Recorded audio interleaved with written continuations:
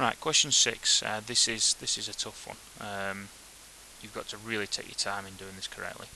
So you've got x equals 1 over sine theta, and you want to use the quotient rule. Now the quotient rule is v u dash minus u v dash over v squared. Your u being 1 and your v being sine theta.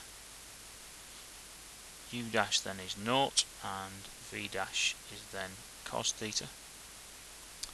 So we've then got dx d theta is equal to v. Now v is theta sine theta. U dash is 0, so that just disappears, minus u, which is 1. V dash is cos theta,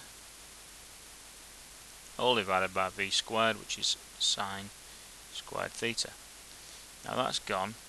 This is minus cos theta. Now minus cos theta there, sine theta, times by 1 over sine theta. Separate it up because I'm sort of predicting, because I've seen the question, the solution. I'm not seeing the solution, it just tells you what it's looking for. So then we've got minus, and then 1 over sine is cosec theta, and then this is cot theta. So you've got what you're after. B is a real tough question, very, very tough indeed. Use the substitution, so we've got the substitution here, cosec theta, and we're going to differentiate that as we always do when we use the substitutions. Cosec theta is actually 1 over sine theta, so you've just proved what that is, which is minus cosec theta cot theta. So I can then say that dx, because we need to get rid of dx, is cosec theta cot theta, and we are then going to substitute where we can. So we've got these values here. I'm just going to write that down. So here, these are the x values. So we've actually got to get to the theta values in these, set 2 equal to cosec theta. So we've got 2 equal to, now cosec theta is 1 over sine theta. So sine theta comes up and it's a half. So this is sine to the minus 1 over half. And the root 2 is sine to the minus 1 of 1 over root 2. Now when we've done them, you can put either the decimals in if you like, or you can leave them like that at the moment. It's really up to you.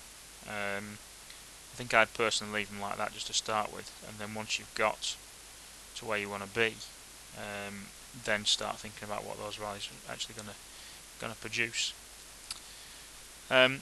So we've got that bit done. Now this part then, this is dx.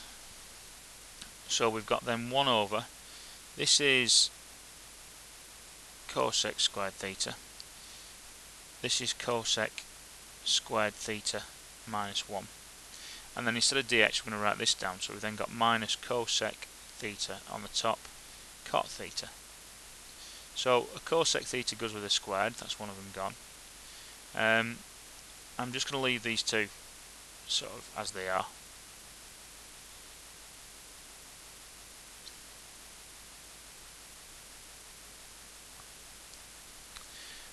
And cosec theta minus 1 I think will be an identity, because I think we want to make it cot. So if we just go back to our first identity that we know, and what we're now going to do is create cosec. Now cosec is 1 over sine, so I'll put all these over sine.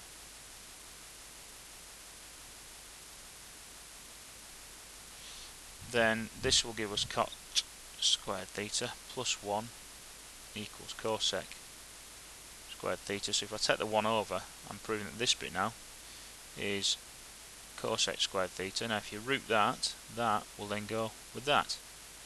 So we're then left with minus 1 over cosec. Now cosec is sine, so after all that you have to then integrate sine theta.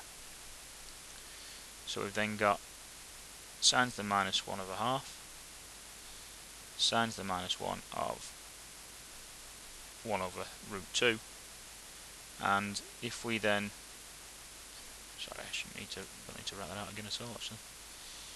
We're now going to integrate minus sine. Integrating minus sine will then give us cos theta.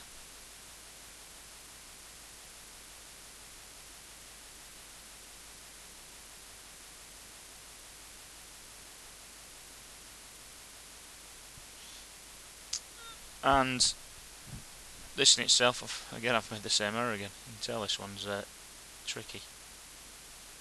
We've integrated it, so it's actually those there, and then our limits will be written up here.